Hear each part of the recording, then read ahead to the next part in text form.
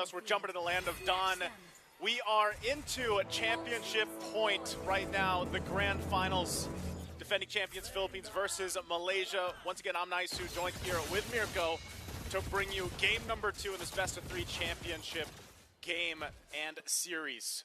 Mirko, let's talk about the draft again. Just get a refresher because it took a minute to get back into the land of Dawn. Yeah, based on the draft, man, Malaysia definitely have a bit of an upper edge here. The way that they can play the game, very aggressive all the way from the start, early control. Just like we've seen, I think the meta has kind of shifted to a pure early to mid-game focused composition every single time, right? Those early to mid compositions usually do so much better. But honestly, it's really good from Philippines as well because they also do have that early aggression to play with. That's why first turtle is going to be massive. Whoever gets it first should have a massive advantage coming into the game, especially as we get into the mid-game here. And you can already see the Suyo prioritization for first pick here is doing well. We were expecting that maybe because of the hot picks, because of the nerf, the Hilda could try to go for the invades early, but no, Suyo still looking good. Yeah, it doesn't happen, and part of that too, again, you have to look at the fact that, you know, we talked about maybe the potential for these kind of longer team fights going on, and that is the 2 revitalizes, right? One for each team. The typical thing we're seeing with the Faramis, you have that Netherrealm, and then you have the Valentina for Galante, so he's probably going to be taking that as well. So these are going to be very extended team fights that eventually break out once especially these objectives are up. And then you have to kind of paint the picture of, all right, you've got 2 roamers who can be playmaking potential, and who is going to be able to set that foot first. You know, who gets that momentum going first. And oftentimes when you look at it, you know, I would say Yums is going to have the work cut out for him a little bit more because obviously you can misangle the kick, right? You misangle that way the dragon, whereas again, Gomez can just kind of jump on in, unstoppable force, and then, you know, toss someone over his head if he wants to. It's a little bit easier to pull off. Turtle's going to start up, though. Fernandez getting taunted down as well. Yums, Jikudo, good revitalize, already used up Skies. Oh, good ejector over to Skies still. Good retreat from Saison, securing it, an AOG from Fernandez. Turtle 1 taken by Philippines. Nice and easy and clean. You know, we saw this also last game, too. Relatively, you know, slower pace than what we've seen in previous matches. But with the first objective secured, again, that's just going to give a very small advantage. Nothing too crazy just yet. Gomez providing the information on where the pathing is for Skies, and, you know, Stormy and Yums definitely going to go and help protect him up. But that's the thing, Yums is almost level 4. Wow, look at the damage. Critical just now, unstoppable force, ejector, and the execute from Saison. First blood. This early aggression. Skies waiting in the bush. Together with Yums, Galactus does have the Netherrealm, and Skies will not go for the Spear of Alpha just yet. Okay, furthering that advantage that I was just talking about. You know, and this is what I was saying. Gomez can just go ahead and unstoppable force and then ejector, and that's what he's going to be doing time and time again. For Yums, he's got to make it work. He's got to find those angles, and that's one of the difficult parts about making this work, where, again, he's got to rely, too, possibly most of the time, having Stormy alongside him, you know, just in case he gets caught out a little bit. But nothing too crazy. Malaysia's been in this position before. They'll go ahead and just try to find a guaranteed pick-off if they can find it. Galantes, like I said, will hold on to that Netherrealm the majority of the time. I'm not sure if there's anything else he might take over. Look at the rotation, man. They've essentially shut down Gojas already once now. They're actually looking to go to play amongst Gojas again. Unstoppable force into the ejector, into the stun of Saison and the taunt as well. Waiting on Netherrealm from Stormy. Gojas will be able to survive. That's a big ult, though. That's a lot. Not only the ult, right? The ult is used. They get the Revitalize out from Gojas. And all this was the timing of the Turtle, right? Turtle's going to be up in less than 10 seconds. And so they get at least an ultimate out of it. Stormy might have it back up depending on how they delay this. But it looks like they just might give the Turtle up. You know, look for a play elsewhere. They're kind of falling behind when it comes to these a little bit of decisions at the macro level. So Saison secures that second Turtle. Gojas could be in trouble. Again, unstoppable force up top, the ejector. Now Gojas gonna be eliminated again. Saison goes in for the blades of the Soul Sever and snipes him down up top. The fadeaway. The fadeaway, clean. And just like we were talking about, Naisu, early game is where you want to be ahead, right? Having the control in the early game. Turtle number 1, we were talking about how prio Turtle number 1 is going to be, and Philippines got both the first Turtles. Yeah, they got both of them, and, you know, this is already a little bit different in terms of what we saw in the previous game because, you know, these minor things that are happening in this early portion of the game, they all stack up. and that's what they're going for. You know, they're stacking up these turtles. They're stacking up a couple of kills if they can find them.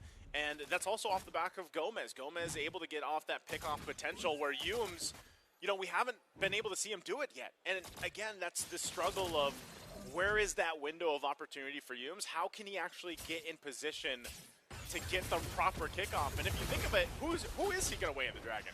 Even if he kicks Galantes, there's another realm that Galantes pretty much has 24/7. And so that is the difficult thing we have to see them do. Gojes has been struggling as well. Just gets that first item locked in. Look at the play here under the tier 1. Well, Loli already forced to use the Purify, gets a Spear of Misery onto Galantes and Torres. But again, for Loli, it's all about just surviving in this lane against the Aerotho. We were talking about how it's a skill matchup, and so far Torres has definitely gotten the dub here in the lane department. Galantes on the Valentina. It's definitely going to be a big threat as we get into the mid-game here, Naisu. We know just how oppressive a Valentina can be, especially when you get the snowball going, and it's a turret up top taken by Saison, accompanied by Gomez, just to open up the map a bit more, and turtle number 3 is going to be spawning in the bottom lane. All right, turtle number 3. You know, we see this time around if Malaysia can actually contest this. But I think given the way things have gone, man, unless they get a pick-off started where they get this advantage, they're going to have a very difficult time approaching this. Fernandez charging up, the Unbreakable goes for Humes.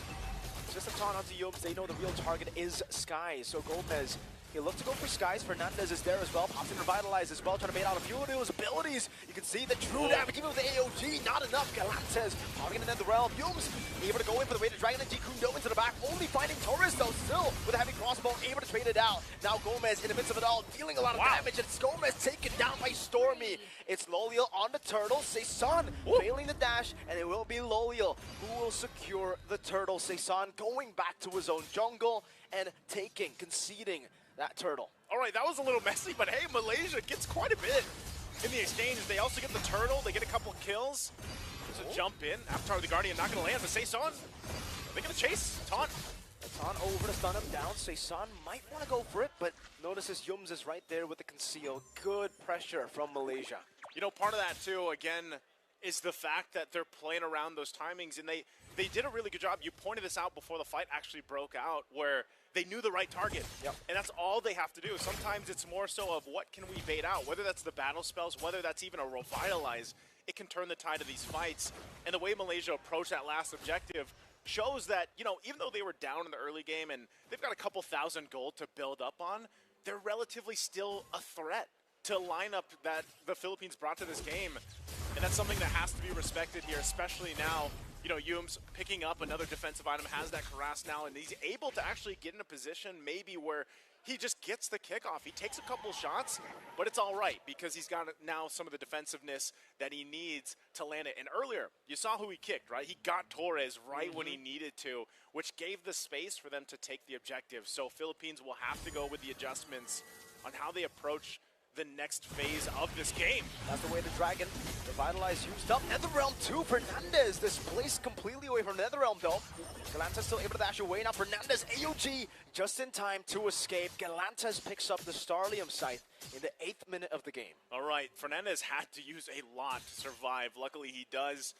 But again, you're 15 seconds away from the Lord coming up, and Malaysia has looked like they've gotten the pendulum in their favor, at least for now. Humes putting some pressure there, of course. They want to get this tier 1, open up the map a little bit for this. It looks like they will get it. The poke, you got to respect it. Good push up top as well from Saison. They have not been able to answer him just yet. And this is what he loves to do. You know, whether it's the Nolan, whether it's the Suyo, he'll push the other side of the map. And so Malaysia will constantly have to worry about that. But now that Lord's up, this is where you can go ahead, put Loliel there, let him go ahead and push that wave in, do his thing, and just SOD, and Saison gets the Blade of Destruction. He's got that available to him, so now they have to just go and claim their space around this Lord take. Being that the first one, again, either team can go ahead and prioritize that if they want to, but relatively take their time. Skies will go ahead and get in position, and again, it's up to, we'll see this, conceal. Again, looking for Jikundo. with the flicker, able to find it, but it is going to be purified out of it. Fernandez now with AOG, unable to survive. Galantis a bit late with the nether realm too. Gomez earlier went for the ejector. Galantis caught in the midst of it all. Yum's chasing him. G2 no. Lolio spearing him in. Saison in the midst of it all. Trying to deal damage, but it's not going to be enough to take anyone down. Blinks out the safety spear up Alpha from Skies. Gomez low. He gets into the turret, takes a couple shots and has to back off. Skies will still be alive and he doesn't go down, but this is a position now for Malaysia to start the Lord. 2-4-0 trade for Malaysia, and you can see the health bars. They played that so well.